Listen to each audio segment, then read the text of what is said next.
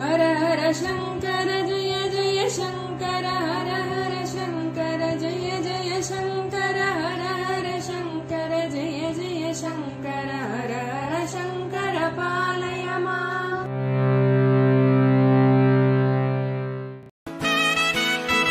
Mahasankara matrimony மிகவும் மேம்படுத்தப்பட்ட online திருமணப்பதிவு இணையதளம்.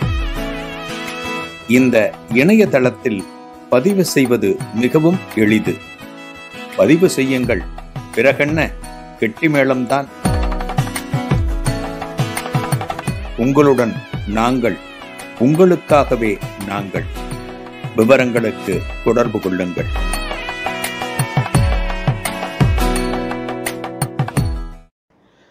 ஸ்ரீ குருபியோ நமஹ.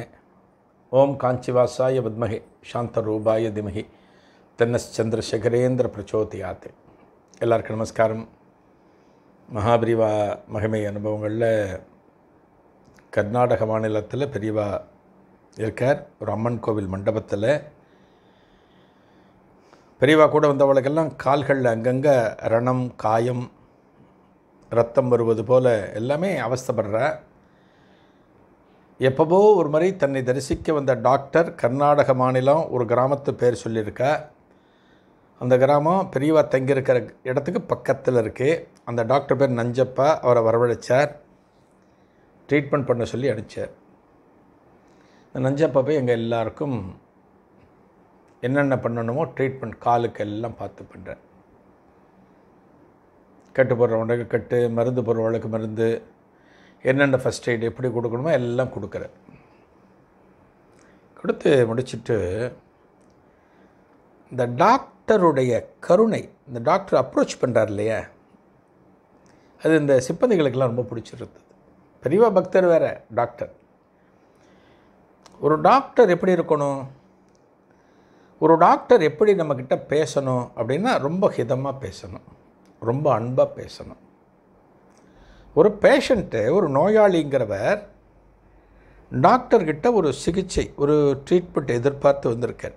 ஏற்கனவே ரணம், வேதனை அவருக்கு இருக்குது. வயிற்று வலியோ, கை வலியோ, கால் வலியோ. இந்த வந்த இடத்துல டாக்டர் அவரை கோபப்படும்படியாக தானே பேசினார்னா இன்னும் கொஞ்சம் வேதனை அதிகமாகும். அதனால தான் டாக்டருக்கெல்லாம் ரொம்ப பொறுமை இருக்கணும். டாக்டருக்கெல்லாம் அவ்வளோ சட்டுன்னு கோபம் வரக்கூடாது, கோபம் வரக்கூடாது.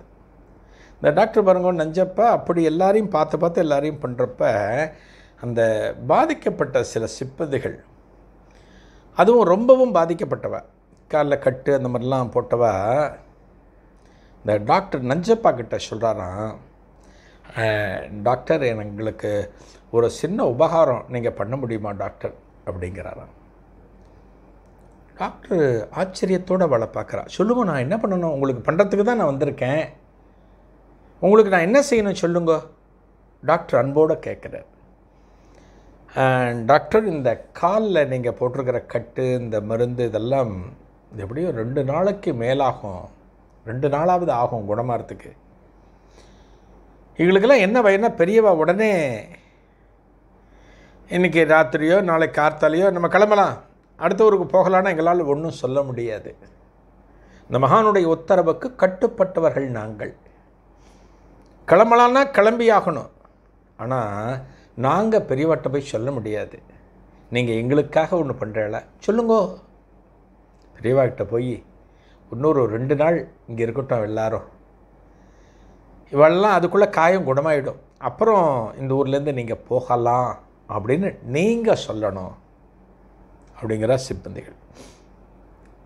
தாராளமாக சொல்கிறேனே, நான் சொல்கிறேனே அப்படின்னு டாக்டர் நஞ்சப்பா இவர்களுக்கெல்லாம் எல்லாம் ஆறுதல் சொல்லிவிட்டு என்னென்ன கொடுக்கணுமோ எல்லாம் கொடுத்துட்டு அடுத்த தெருவில் அம்மன் கோவில் மண்டபத்தில் பெரியவா இருக்கார் இல்லையா, பெரியவாளை பார்க்குறதுக்காக வர்றார்.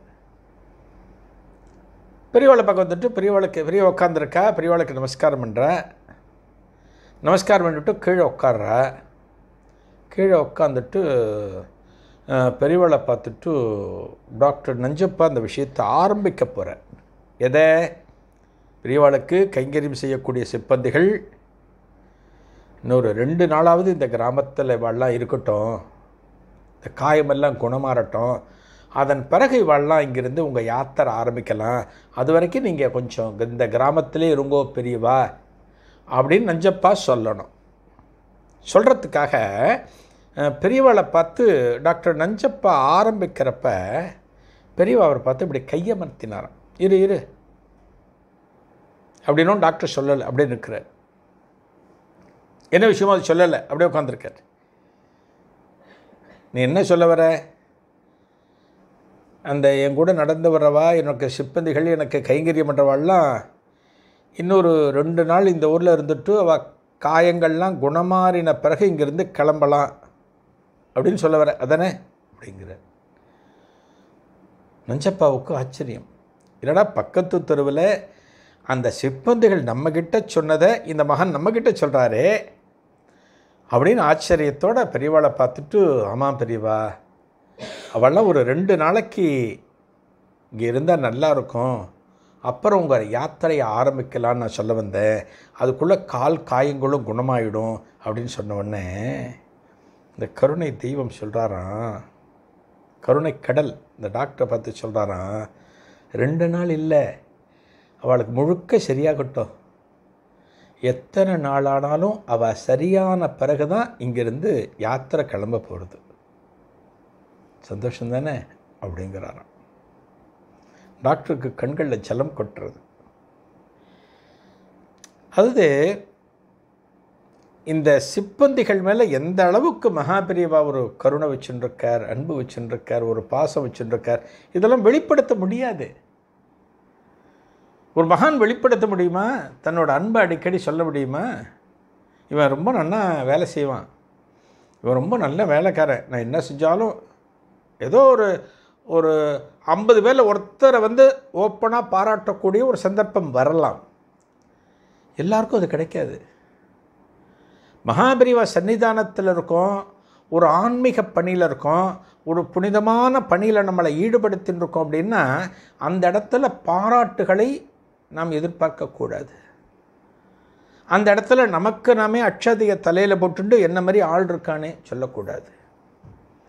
அந்த இடத்துல கைங்கரியம் செய்கிறது ஒன்று தான் நமக்கு கிடைச்ச மிகப்பெரிய பேர்.